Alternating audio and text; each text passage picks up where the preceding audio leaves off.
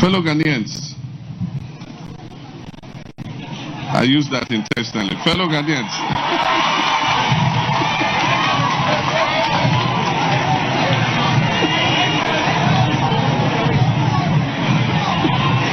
I'm sure you haven't heard that for quite some time. So, fellow Ghanaians, my brothers and sisters, Whenever I say my PENDREAM TV there, I see them Yopo Republic of Ghana. Thank you so much. Thank you very much, MC. Assalamu alaikum wa rahmatullahi wa barakatuh. May I indulge His Eminence, the National Chief Imam, Alhaji Osman Sharabutu, the Chairman and General Secretary of our party. I should recognize Excellency Vice President of the Republic. For us Muslims, and Napi Shikulana and Dane, for us Muslims, you know, I simply should just say that hail the President of the Republic of Ghana, John Dramani Mahama. Hail the Vice President, Professor J. Nana. And you know, for the two of them, you know what the Quran says? They represent today the twin miracle of Ghana and the miracle of Allah, the miracle of God. Excellency John Dramani Mahama, my colleague MPs, you are duly acknowledged. Alhaji Collins Dauda is the most senior Muslim MP ever in Ghana, and Alhaji Hudu Yahya and my colleague Muntaka, colleague MPs. So my task is a very simple one. Is to introduce to you the President of the Republic and the Commander-in-Chief of the Republic. But before doing so, you know, my Imam of the Sunnah was sitting right to my right. One Nasara Bataba Ayiba. I'm quoting him. So because of this miracle, my duty is to introduce the President who is coming to pursue his purpose with tenacity to reset Ghana. The President who is assuring all of you that he would continue to build and improve on the foundations for religious tolerance and coexistence in Ghana.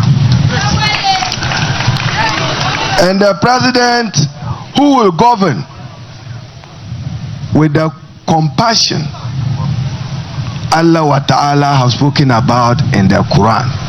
That John Dramani Mahama, the President of Ghana, will govern with humility and with compassion. Indeed, he promises to convert the intolerance, the impunity, the arrogance of the MPP into will of strength. Without much ado, Mr. President, he is here to do what the Quran says in Quran verses 93:11. Fa'ama bine'mati rabbika fa'adis. President Mahama is here to express gratitude to the National Chief Imam, the Muslim Ummah, our respected chiefs, and the entire country for Allah's grace and Allah's gratitude. Without much ado, on the authority of His Eminence Osman No Sharabutu, hail the President. Mr. President, your Muslim audience. I hear that one of our colleagues want to do zikri. To recite Quran and to Aman Rasul Kabashi Koya. أعوذ بالله من الشيطان الرجيم. قل اللهم مالك الملك تؤتي الملك من تشاء وتنزع الملك ممن تشاء وتعز من تشاء وتذل من تشاء بيدك الخير إنك على كل شيء قدير. تولج الليل في النهار وتولج النهار في الليل وتخرج الحي من الميت وتخرج الميت من الحي وترزق من تشاء بغير حساب.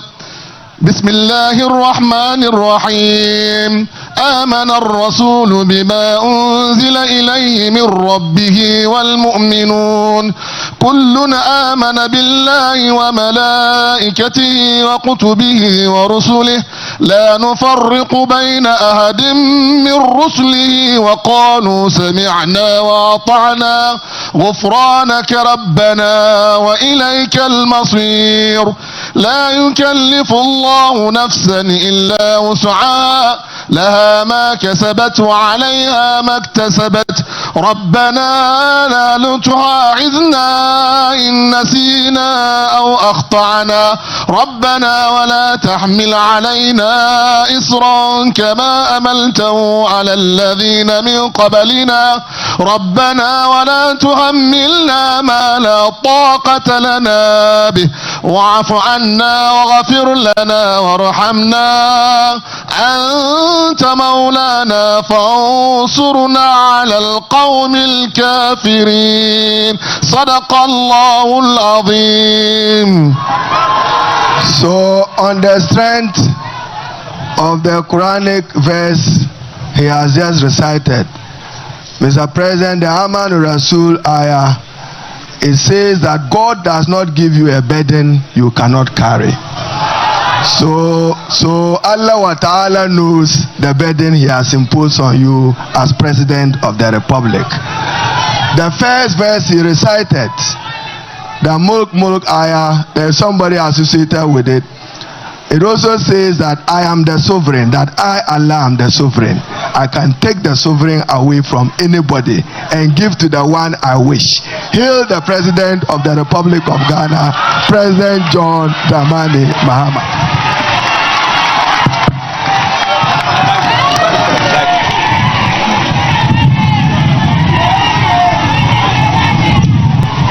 Thank you very much. Kindly resume your seats.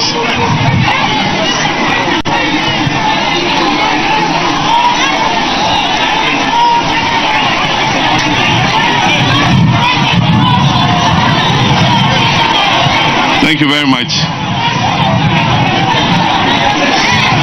I agree with our brother who recited the Quran that truly Allah is the sovereign and it is him who grants authority to whoever he so pleases. And so with humility, I wish to thank Allah for the favor that he has placed on us. Her Excellency, the history-making Vice President of the Republic of Ghana, Jane Nana Opoku Agyeman, our father, the National Chief Imam, Sheikh Dr. Osman Nuhu Sharbutu, our father, Sheikh Umar Ibrahim, National Chief Imam of Al Sunnah Wal Jama'ah, Chief Alasan Andani Pishiguna, our Council of Zongo Chiefs and Imams, Sheikh Amin Bonsu of the Ghana Muslim Mission, the Chairman of the NDC Party, General Mosquito, our General Secretary, Fifi Fiavikwete, our members of Parliament present here, all people, citizens who are gathered here at this event, distinguished ladies and gentlemen, I greet you with the Muslim greeting of Assalamu alaikum wa rahmatullahi ta'ala wa barakatuh.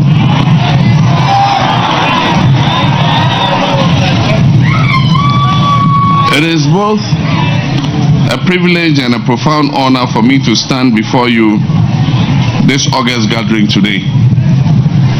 And it is a divine coincidence that my first public function after being sworn in as president was to attend the Jalsa Salana convention of the Ahmadiyya Muslim Mission. And my second public appearance is at this national Thanksgiving for the Muslim community. We thank Allah for His graciousness. With humility and gratitude, we come together to offer thanks to Allah, the most gracious, the most merciful, the most beneficent, for the peaceful and successful conduct of Ghana's general elections held on 7th December 2024. I'm here to say thank you, first and foremost, to my father, the National Chief Imam, for the prayers that he continued to say for me. I remember after I was selected as the flag bearer of the NDC party, I visited him to inform him of the good news and asked him for his prayers so that our heart's desire shall be achieved. And so if Allah has listened to our supplications and granted our heart's desire, it is only proper that we thank Allah, but also thank my father, the Chief Imam, for his prayers. I want to thank Sheikh Umar and all the other Muslim clerics and leaders who offered prayers on my behalf. May Allah bless all of you. Our presence here today is not just a formality. It is a declaration of our deep understanding that every blessing we enjoy as a people and as a nation comes from Allah. He has been our guide, He's been our protector and our sustainer throughout the challenges and the triumphs of this critical democratic exercise. And Surah Ibrahim 14 verse 7 says that if you are grateful for what He has done for you, He will bestow on you more favor. But He says if you are ungrateful, His punishment is terrible.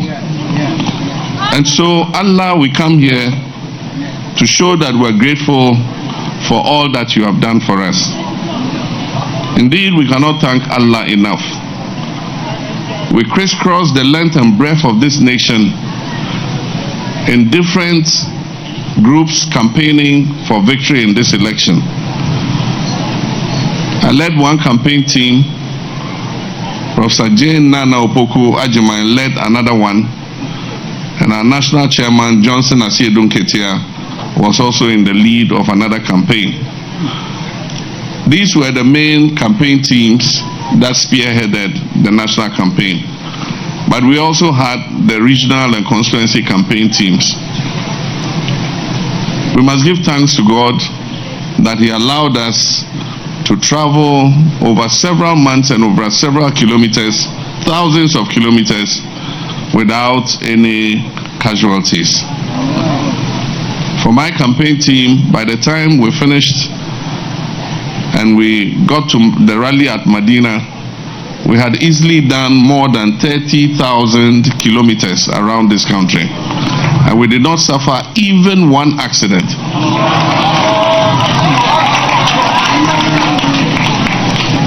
And so we thank God for His mercy. It is only He who could have granted us that mercy.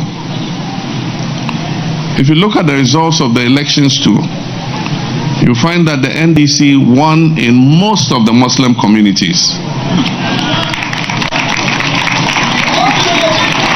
And as our chairman said, it shows that we come with the recognition that our nation is a secular nation, and that all of us, no matter our ethnicity, no matter our religion, no matter our political affiliation, all of us are citizens of this dear nation called Ghana. And so I come here again to express my thanks to all Muslims in Ghana for the support and love that you have shown me. And it's only Allah that can repay you for the love that you have shown.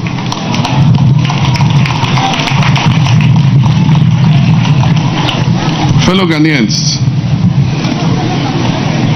I use that intentionally. Fellow Ghanaians,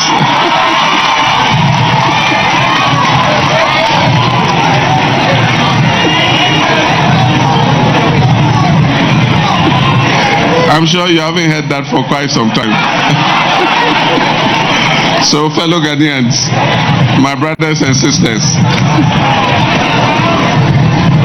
elections are a defining moment in the life of any nation. They test our resolve, challenge our unity, and showcase our commitment to the values of freedom, justice, and equality. As Ghanaians, we are proud to say that we have yet again demonstrated to the world that ours is a country that is founded on peace, democracy, and the rule of law. The success of this year's election is a victory not only for democracy, but also for Ghana's standing as a beacon of peace on the African continent. We're grateful to Allah for granting us the wisdom and patience to navigate this process without any significant upheavals. This achievement did not come by chance. It is the result of the collective effort of various stakeholders who prioritize the interest of Ghana above all else. The Electoral Commission deserves special mention for superintending the elections. The security agencies too played a vital role in ensuring that peace prevailed, and all the political party agents and others who worked to make this election a success. We say, may Allah bless you. But above all this, success in this election is a testament to the power of prayer and the unyielding faith of the Ghanaian people. Our religious communities, Muslims, Christians, and others, all united in prayer and action, demonstrating that when we put our trust in Allah, He will always guide us to success. I wish to specifically commend the Muslim community for its remarkable contribution to this success we achieved. Our imams, chiefs, and elders were unwavering in their efforts to preach peace, unity, and tolerance during the electoral process. Your prayers, guidance, and advocacy for understanding were instrumental in ensuring that tensions were diffused and disputes were resolved amicably. Islam teaches us that leadership is a trust and that peace is essential for progress. By following these principles, the Muslim community has once again shown its dedication to national unity and development. Even though this election passed on peacefully, we must recognize that a few of our citizens lost their lives. My understanding is almost 5 of our citizens were killed in the process of the election. This is not the first time. In 2020, we know that 8 of our citizens were killed. If these continue and justice is not served, then what it does is it breeds impunity. And that's why, as a party, we have said that we must investigate and find out what led to these killings, so that we can take action so that they don't happen again.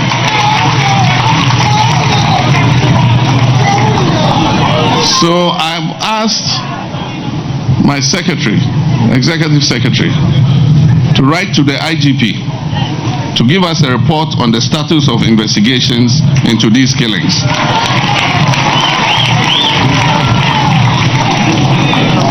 Justice must be done, and we also will ask the Attorney General, when he takes office, to determine fair and adequate compensation for the families of those who have lost their lives.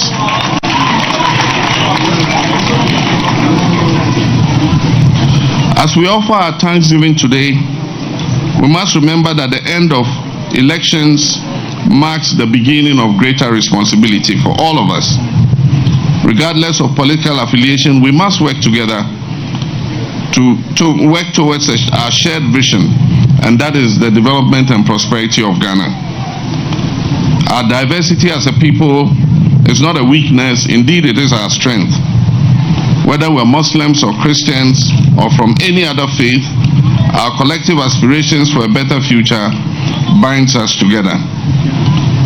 And let us therefore commit to fostering harmony and mutual respect in all aspects of our lives. We must also recognize that elections are not without their challenges. Disagreements, tensions, and competition are natural in any democratic process. However, we must also remember that these challenges should not divide us. They should inspire us to work harder for peace and understanding. And that is why, once again, I call on all our supporters and other persons who are involved in illegal actions, such as looting goods and occupying government offices and installations, to desist from doing this. We must do things differently to maintain the trust and confidence that Ghanaians have reposed in us. Many people have said it is the same thing the MPP did when they came in 2017, and that's why Ghanaians have voted them out. We must not copy the mistakes that they made. And so I plead with our supporters, let us do things in an orderly manner. The government is being formed, ministers will be put in place, other officials will be appointed, and as I promised, we'll have our full cabinet within 14 days. And so we'll have ministers in charge, and if you have any issues, you can go to our ministers and have them resolved. So please, let's exercise restraint.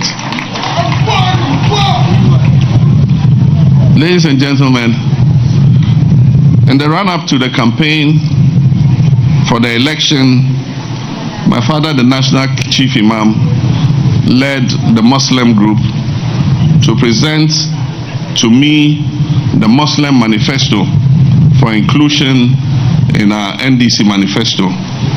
And as you've heard, 12 of the 14 points that were presented to us were captured in our manifesto.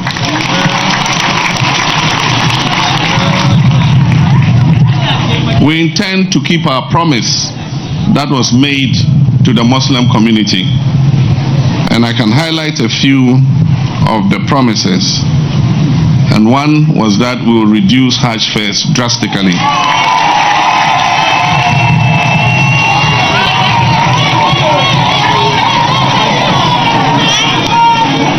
I have formed a Hajj task force that is led currently, 5-member Hajj task force that is led currently by our longest serving MP, the Honorable Collins Dowda.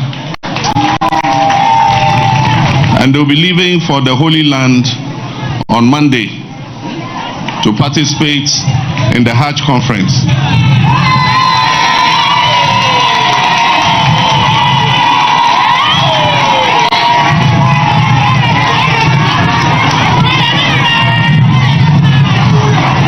And one of the tasks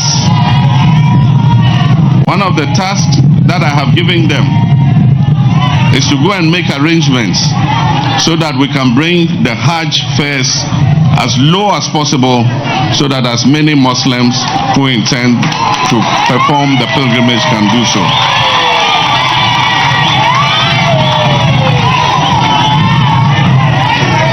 We promised to add one more holiday to the Eid al-Fitr.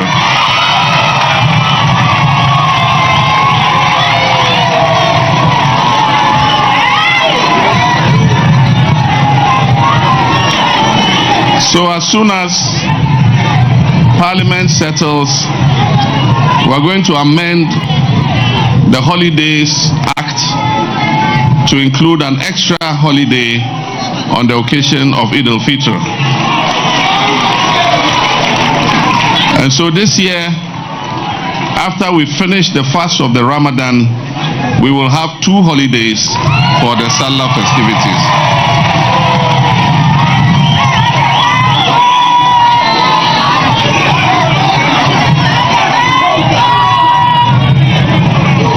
We also promised to uphold the constitutional provision that Ghanaians are free to belong to any religion and to profess their religion. Professing our religion includes how we dress. And so in that vein, we will protect the rights of Muslim women to wear their hijabs wherever.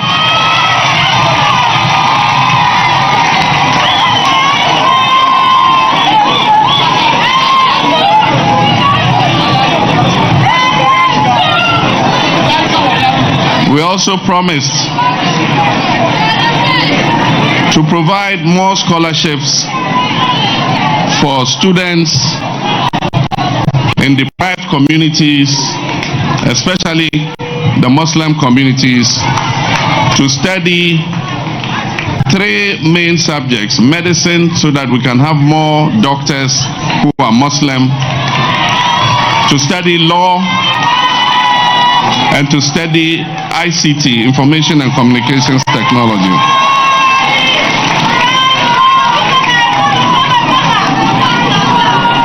We also promised to train and recruit more Arabic teachers so that we can have enough teachers in our Islamic schools.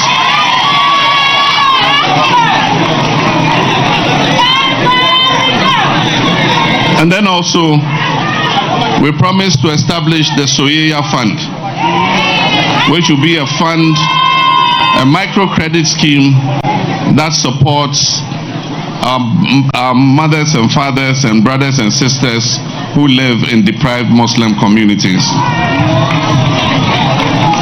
And finally, not the final, there are many others, but I just chose a few. We also promised to introduce Islamic banking instruments in Ghana.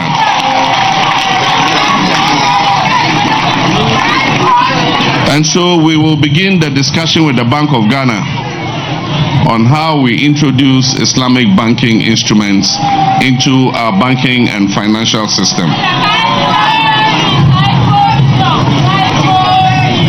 A few words to our leaders, both those who are elected and those who continue to serve.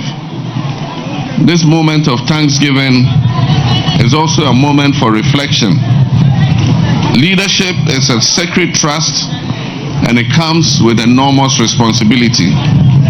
We pray that Allah grants all of us wisdom, humility, and compassion to govern in a manner that prioritizes the welfare of our people. The Quran reminds us in Surah Al-Imran, chapter 3, verse 159, and I quote, that it is by Allah's mercy that you are gentle to them. And had you been rough and hard-hearted, they would certainly have dispersed from around you. So pardon them and ask forgiveness for them and consult them in all matters.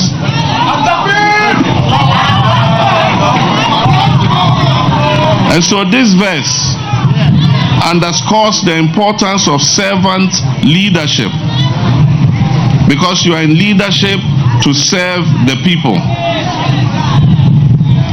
And to serve the people, you need to be humble and inclusive. We therefore urge our leaders to listen to the voices of the people, to build bridges across divides, and to lead with justice and fairness. Today, as we give thanks, let us also renew our commitment to continuous prayer for our nation. Let us pray for peace in our homes, prosperity in our endeavors, and harmony among our people. We pray that Allah protects Ghana from strife and grants us the grace to overcome any challenges that may come our way.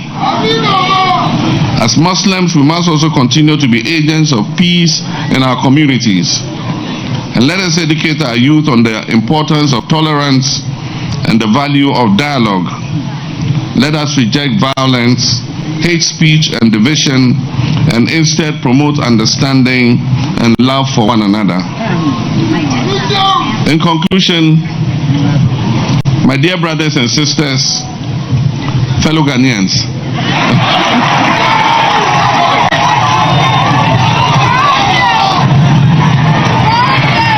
in conclusion, I want to remind all of us that this Thanksgiving is not just about what has been achieved, but it's also about what lies ahead of us. The real work begins now as we move forward to build a Ghana that is peaceful, prosperous, and inclusive. Let us uphold the spirit of unity and collaboration, knowing that our strength lies in our collective efforts, and together with Allah's guidance, we can achieve greatness for our beloved nation. May Allah bless our efforts. May Allah guide our leaders. May Allah protect our nation. May He continue to grant us peace. May He continue to grant us unity. May He continue to grant us prosperity. Once again, I thank you all for your prayers, your commitment, your love for Ghana, and may Allah bless us all. Assalamu alaikum.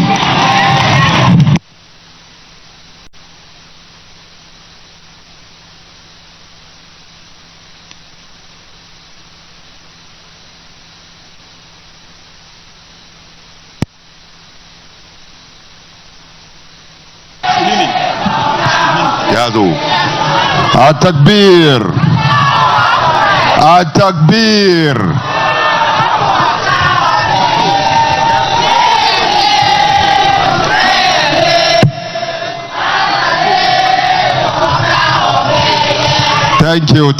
Thank you. Dedi kama mamena PENDREAM TV ase na so far so good. Say open online portal e wo Ghana nipa share, nipa follow, nipa comment here. To my best of knowledge, without any biases, PENDREAM TV. I see say a lot of people are moving from the traditional media to the social media, and PENDREAM, you are setting the pace because you bring the issues as they are, and the focus on those are the issues, and then Unipa are not ready for just ordinary endorsement, but people want to hear the issues. What are the issues? What are the possible solutions? So for me, I'm endorsing PENDREAM TV, and I'm recommending say obi bia na who feel traditional media and why you board with it, I'm going to live up to expectation. Your next last stop PENDREAM TV.